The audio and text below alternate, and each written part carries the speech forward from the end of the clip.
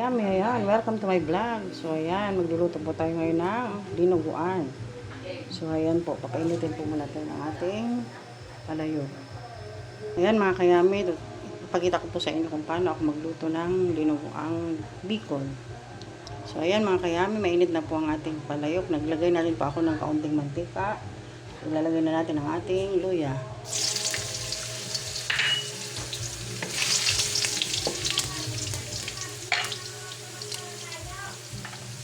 Lagyan na rin po natin ang ating bawang.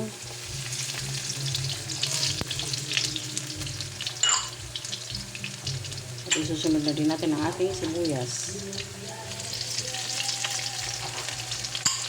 So, ayan mga kayami, atin po itong hahaluin.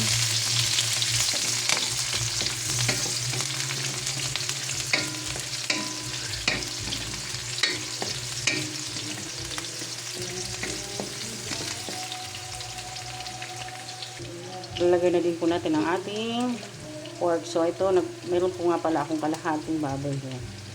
So, yan ang gagawin ng dinuguan. Igisa po muna natin ang ating pork na hindi po malansa.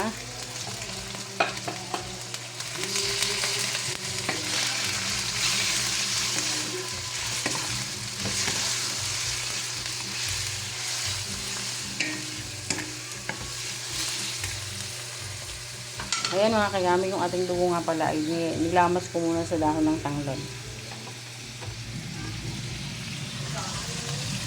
Ayan mga kayami. Hintayin po lamang natin itong magiging golden brown.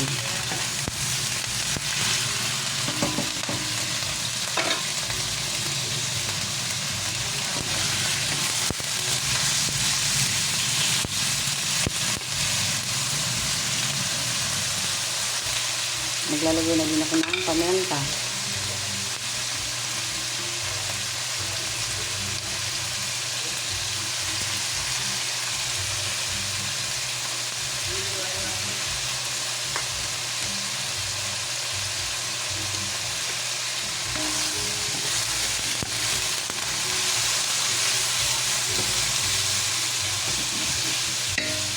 Maglalagay na din tayo ng magic sarap.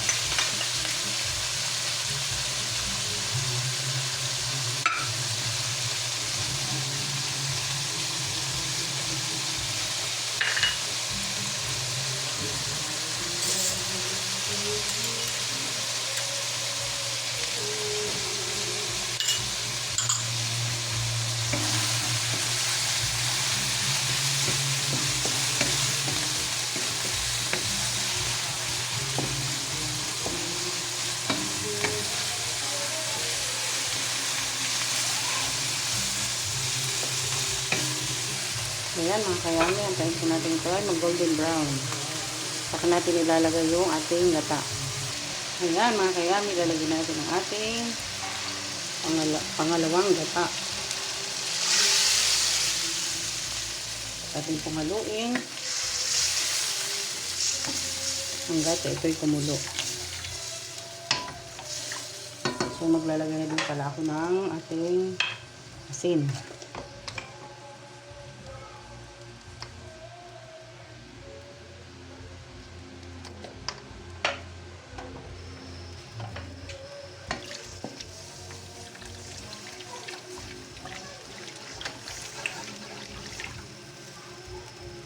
Po mga kayami, kaunti na lamang ating sabaw. So, ilalagay na natin ang ating pangunang gata. So, ayan.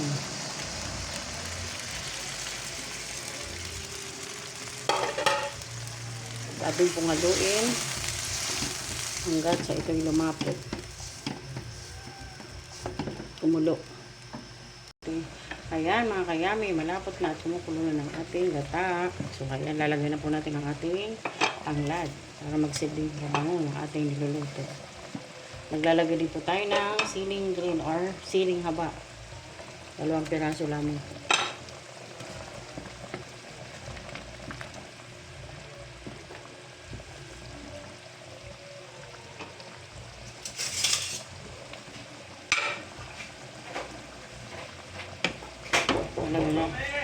Lalagay na natin ang ating dugo. So ayan mga kayami, huwag pong tigilan ng paghalo para hindi po mamuo ang ating dugo.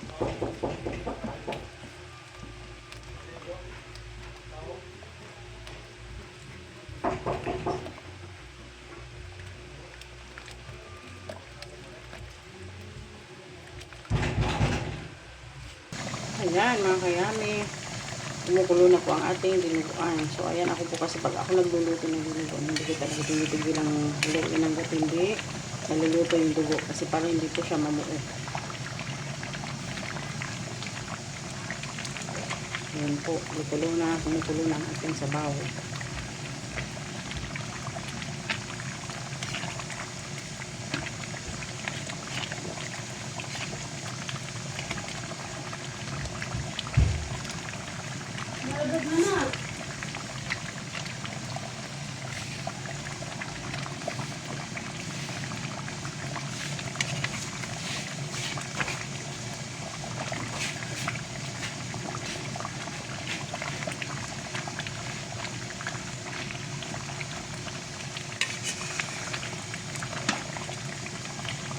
Ayan mga kayami, atin na po itong timplahan.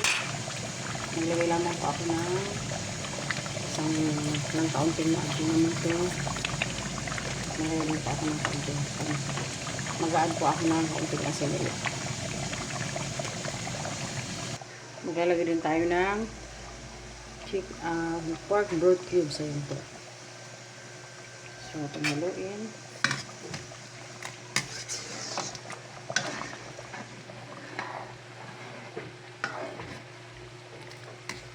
Tayaan po natin ito hanggang maluto. Ayan mga kayamit, atin na pong tikman ang ating nilutong ulam na dinuguan. Dinuguang bicol. So ayan. Tama-tama lamang po ang lasa. Napakasarap. Hindi maalat. Ayan. Mga kayamit, tapos na po ang aking pagluluto. Sana po ay magustuhan yung aking video. Thank you for watching. Pa-subscribe na lang po ang aking channel sa Manay Lisa Vlog. Salamat.